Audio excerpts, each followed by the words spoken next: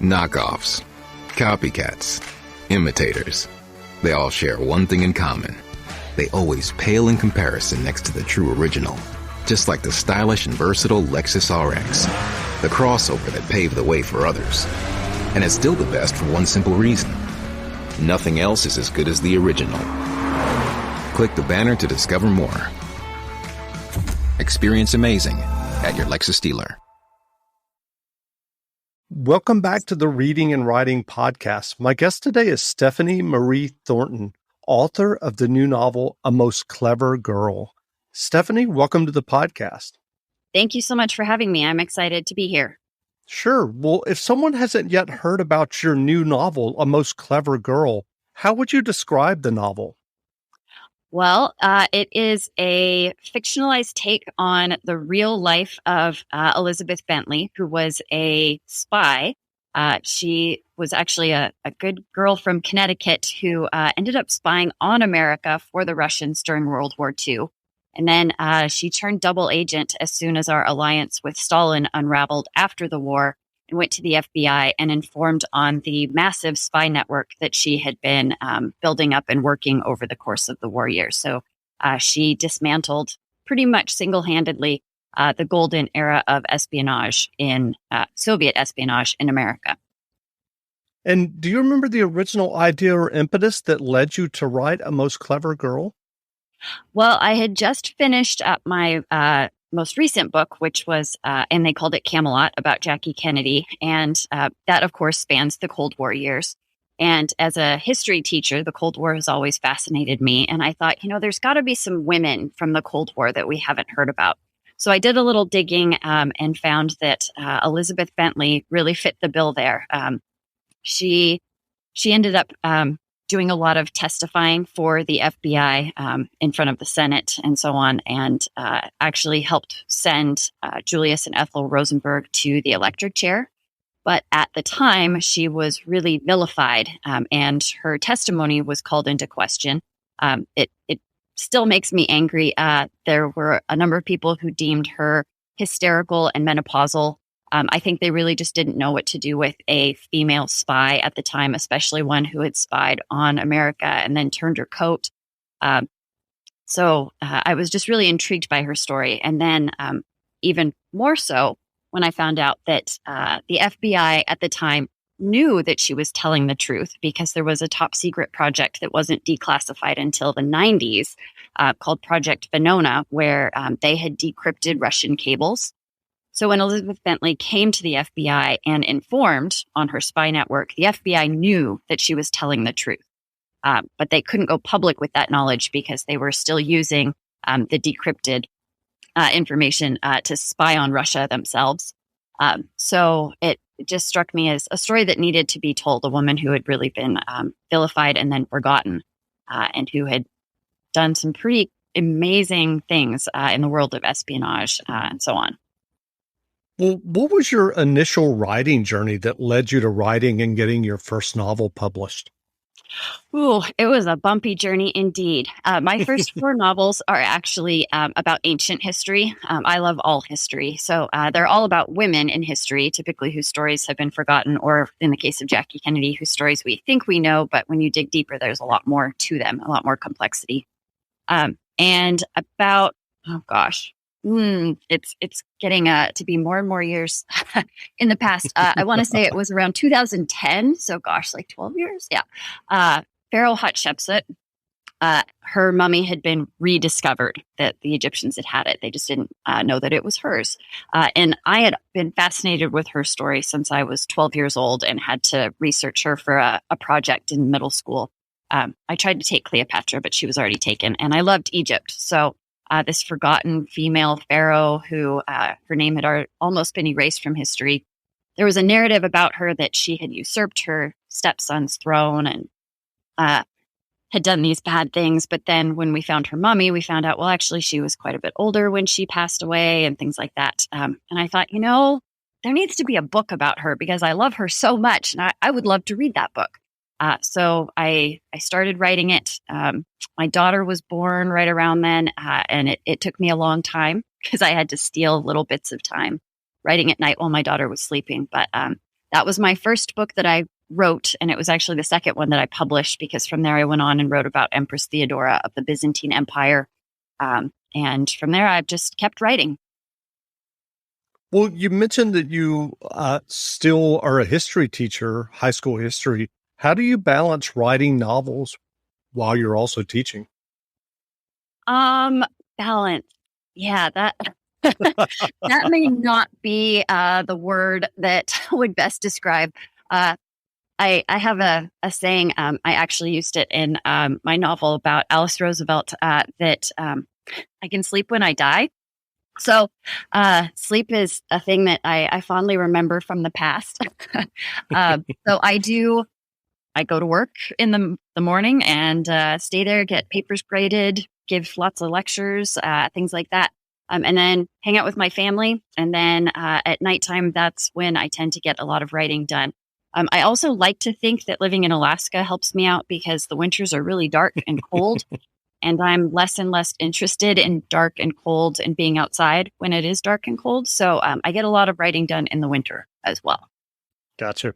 Well, I'm curious, what was your writing process when you were working on A Most Clever Girl? Did you outline the novel before you began, or did you just dive into the narrative? Well, so far, my novels tend to follow the same kind of organizational path. And I think that's because I tend to choose, well, I always choose real life women. So my first step is always to go find like the best biography about them. For this one, there were actually a couple about Elizabeth Bentley, Red Spy Queen, and then there's one called Clever Girl, because that was her code name. So that gives me a feel for the character's personality and motivations and things, but most importantly, the events. So that kind of drives the first draft. We have points A, B, C. These are events that have to happen. And then my job is to tease out how that character, that historical figure, got from point A to point B. And especially the emotions and motivations and things like that maybe don't make it into a straight nonfiction read. And then from there, once I've got a workable draft, I continue researching the whole way through. But my research gets a little more nuanced. So there will be specific things that I recognize are lacking from the draft at that point that I need to go find. So, for example, I am not a spy, but there are a lot of things that, are just really intriguing about the life of a spy, all of the gadgets and things like that. So there was actually a draft where it was just, let's focus on what gadgets Elizabeth Bentley might have come across or utilized during her career as a spy. So I just keep going through, keep researching, keep adding notes. I probably drive my editor nuts, because I'm adding things into the very last draft when it's like, no, really, we're just supposed to be moving commas at this point, Stephanie. But I found this amazing thing in my research. I have to add in a couple sentences here. That's great. Well, I'm curious, are you working on a new novel now? I am. So my last 3 books were focused on 20th century American women. And now I'm shifting. I'm in the process of the early stages, I guess, for a novel that will actually span the French Revolution and the Regency period. So I've shifted gears, but that's the great thing about writing historical. More than 1 in 3 people will face cancer in their lifetime. Unfortunately, fear can stop you from getting cancer screening, but it won't stop cancer. Early detection can save your life. Don't wait for symptoms to appear to act. Cancer screening is safe, effective, and accessible for everyone, including free or low-cost screening programs. Go to CancerScreenQuiz.com now and take the American Cancer Society's 2-minute cancer screening quiz to find out what screening tests are right for you. Don't wait. Take the quiz, get screened. Go to CancerScreenQuiz.com now. CancerScreenQuiz.com. Fiction. I often say that it's the closest thing I can get to a time machine or a TARDIS for the Doctor Who fans out there. So I get to jump around to wherever and whenever there are important stories that need to be told. And I'm curious, what writing advice would you offer for those who are working on their own stories and novels? That's a really great question, because this is a path, a career, a calling, whatever, that pans out very differently for every writer. But I think that there is almost always going to be a point, maybe it's while drafting, revising, the publication journey, where things do get bumpy. So I always fall back on Winston Churchill's advice. It's kind of paraphrased from one of his speeches during World War II, but never, never, never give up. So there were many times throughout my journey to be published, and many times throughout every novel where I'm staring at a screen going, I don't know how to do this, how to fix this, etc. And I oftentimes just fall back on that, like never, never, never give up. Even if it's just writing a sentence, like just keep moving forward, and progress gets made that way. That's great. Well, what novels or nonfiction books have you read recently that you enjoyed? Oh, gosh. So I just kind of read all over the place. For fiction lovers out there who like a little more of a contemporary twist, my family, we just finished reading, actually it was the audiobook, so listening, The Guncle by Stephen Rowley. He also wrote another novel about Jackie Kennedy, so that's how I came across his works. The Rose Code by Kate Quinn is absolutely fantastic. Because, World War II and female spies, kind of my jam. So that one. And then Christine Wells' Sisters of the Resistance is actually about the spy network that was headed by Dior's sister at the time during World War II. So that one's set in Paris. So those have been some of my most favorite recent reads. But yeah, so many good books out there. That's always a hard question to answer because I could just go on and on and on. Well, where can people find you online if they'd like to learn more about you and your novels? So my website is stephaniethorntonauthor.com. So there's sign up for my newsletter there. And I'm also on Facebook and Instagram as well. Great. Well, again, we've been speaking with Stephanie Marie Thornton, author of the new novel, A Most Clever Girl. The book is on sale now, so go buy a copy. And Stephanie, thanks for doing this interview. Thank you so much for having me. Great. Thank you. Now, stay tuned for a brief excerpt from the audiobook of A Most Clever Girl by Stephanie Marie Thornton, read by Tavia Gilbert, available from PRH Audio, wherever audiobooks are sold. The gun in Catherine's Poochie handbag bumped reassuringly against her hip as she double-checked the address of the Connecticut apartment building. The scrawled numbers refused to snap into focus until she blinked a few times.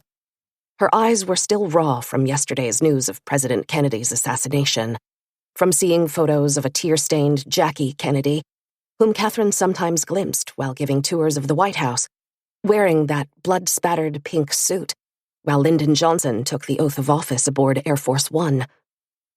Yesterday had been the final straw. 1 week ago, Catherine's entire world had fallen apart. 1 day ago, the country. But today, armed with a crumpled letter and the Smith & Wesson revolver her father had carried when he was shot down at the Battle of Saipan, Catherine was going to right some very old wrongs. 2 bullets, she thought to herself. 1 for her, and 1 for me. The building hunched in front of her was nondescript, shabby and run down. Even the wood of the stairs underfoot felt rotten. Catherine, Cat to everyone outside of her mother, who had called her Kathy, had probably watched too much James Bond in Dr. No, but she'd expected a former spy to have a more impressive abode than this 2-story mud-brown building with sagging gutters and peeling paint. Probably fallen on hard times, she thought to herself, as she knocked on the door of number 201, wishing she could break it down instead. She's damned lucky she's not in jail.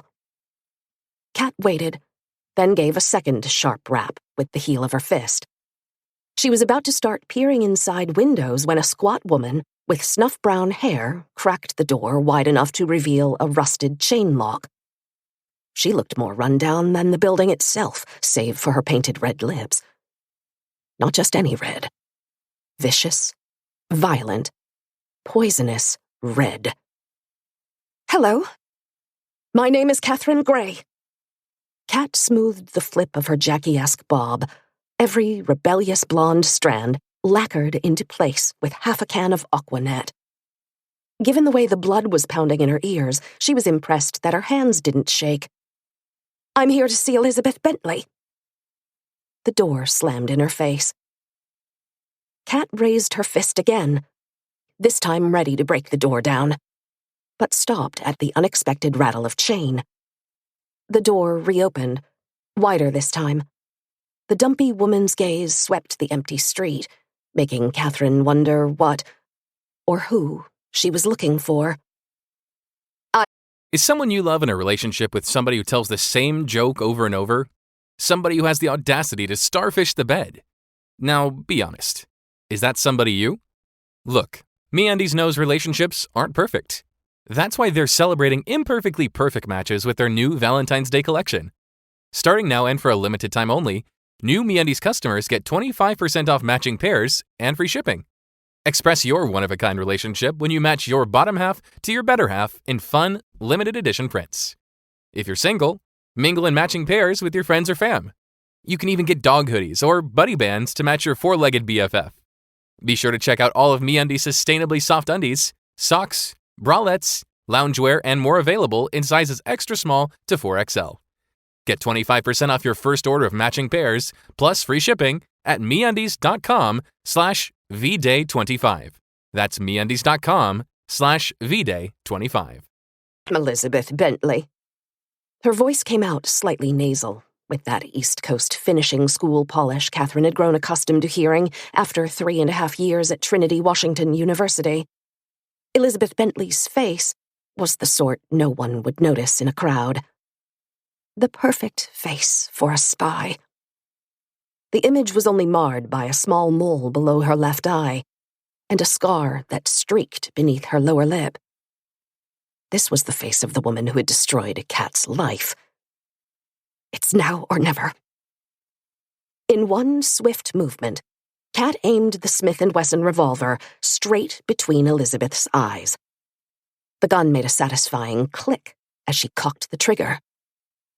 "You ruined my life, you communist bitch, and now you're going to pay for it." She'd thought she'd be able to just pull the trigger, to end all this and escape the lethal undertow of pain. But when the moment came, Kat hesitated. Can I really end someone else's life? Am I capable of that? To Elizabeth's credit, she merely blinked. Was she really so accustomed to staring down the muzzle of a gun? "Well, Catherine Gray, unfortunately, I ruined a lot of people's lives. Why don't you come in and we can discuss like civilized people what I did that was so heinous that you want to kill me?" Whatever Kat had been expecting, while she rehearsed this scene in her head on the train ride up from Washington, D.C., a civilized chat was definitely not it. Except Elizabeth was already turning around, the open door an invitation to follow her.